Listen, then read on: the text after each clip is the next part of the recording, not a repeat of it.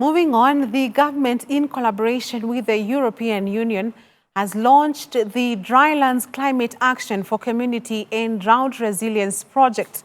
According to the government, the project proves that the European Union has been one of Kenya's key consistent partners in drought risk management for the last 15 years and has continued to support the country financially in regards to the issue. Our reporter Whitney Akinyi attended the launch and has more insight.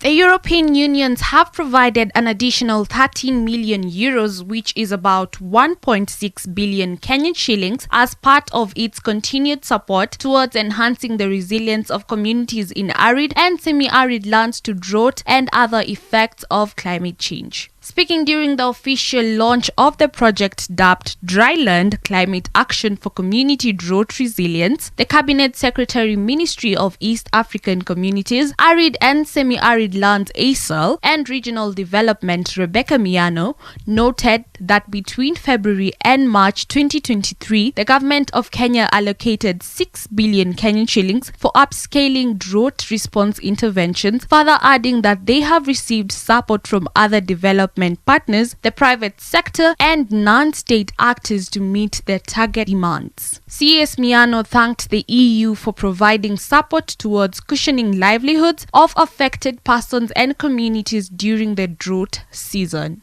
And the drought Kenya has encountered in recent years has greatly affected food security of our communities, especially those living in arid and semi-arid areas.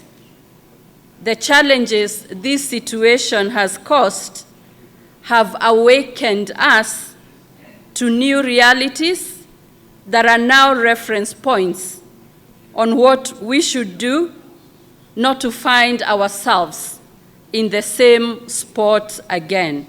I sincerely thank the European Union for providing support towards cushioning livelihoods of affected persons and communities. Gracing the event was the Prime Cabinet Secretary Musalia Mudavadi, who acknowledged the input by the development partners and other non-state actors in the mitigation of drought since its declaration in September 2021. Mudavadi has assured the European Union member states that every shilling from the European Union grant kitty will be prudently managed as support in the fight against drought in the country. He further says that the government, through relevant players including the NDMA, will ensure the financial support is channeled to the sole purpose of ensuring the vulnerable communities cope with impacts of drought and climate change. Droughts are a major threat to our nation's development.